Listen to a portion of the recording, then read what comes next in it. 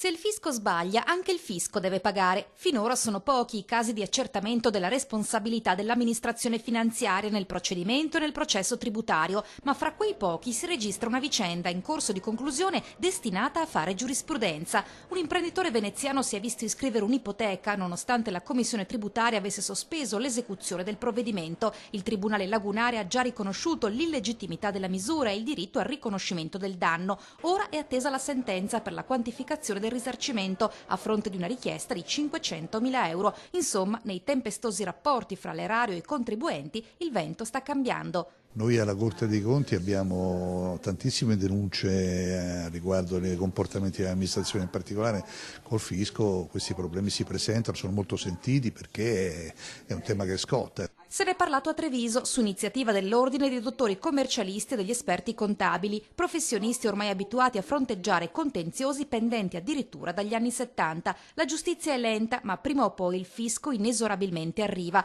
magari però agli eredi dei contribuenti che frattanto hanno fatto in tempo a morire. È di fondamentale importanza che il genitore defunto abbia raccontato le cose al figlio, per esempio, al nipote, altrimenti la difesa può essere molto difficile. Di fronte alla complessità della macchina, l'appello è alla politica affinché trovi un punto di equilibrio fra la gravità dell'evasione fiscale e gli eccessi della pressione tributaria. Per il lavoro di tutti, per il lavoro nostro, per il lavoro dell'amministrazione finanziaria, nella consapevolezza che la lotta all'evasione sia un elemento fondamentale del nostro Stato e del nostro Paese.